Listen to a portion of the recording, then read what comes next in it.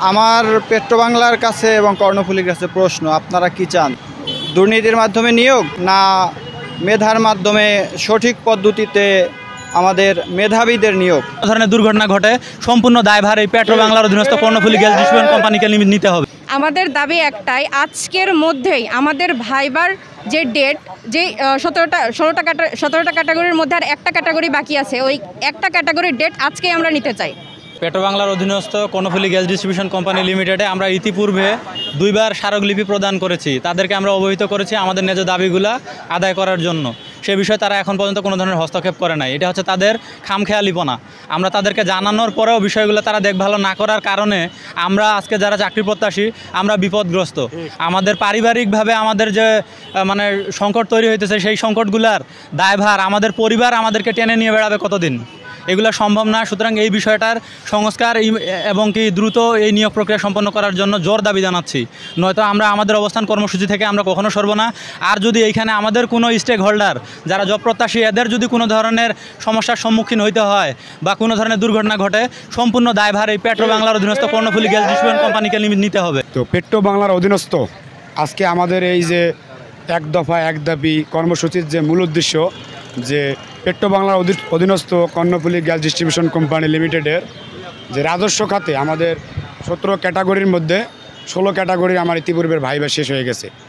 একটি ক্যাটাগরির 2 দিনের ভাইবা তারা কোনো প্রকার যৌক্তিক কারণ ছাড়া বারবার তারা স্থগিত করতেছে। এমন তো অবস্থায় আমরা সকল চাকরি প্রত্যাশীরা হতাশাগ্রস্ত।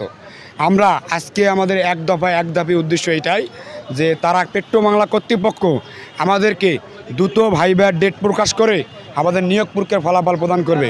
অন্যথায় আজকে আমাদের যে এই অবস্থান কর্মসূচি আমরা কেউ এখান থেকে আমার অবস্থান কর্মসূচি ত্যাগ করবো না। প্রথমে সার্কুলার দেওয়া হয়েছিল 2023 সালের জানুয়ারিতে, শুরুতে আগস্টের দিকে আবার এটা রিসার্কুলার করে, আগেরটা স্থগিত রেখে কিছুদিন পর আবার রিসার্কুলার করে।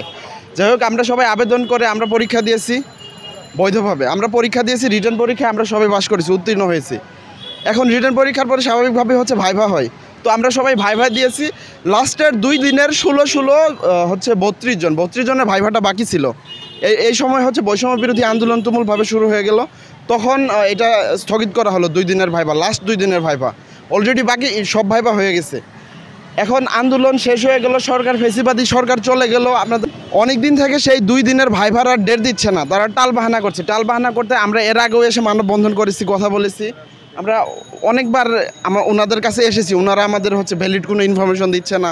আমাদের দাবি একটাই, আজকের মধ্যেই আমাদের ভাইবার যে ডেট, যে 17টা ক্যাটাগরির মধ্যে আর একটা ক্যাটাগরি বাকি আছে, ওই একটা ক্যাটাগরির ডেট আজকেই আমরা নিতে চাই। ওনাদের গত মাসের 23 তারিখে ওনারা আমাদের জানাইতে চাইছে। আমরা অলমোস্ট 3 দিনের আলটিমেটাম দিয়েছিলাম, কিন্তু ওনারা এখন পর্যন্ত কোনো কিছু আমাদের জানায় নাই। আমরা আর কতদিন বেকার থাকবো এভাবে?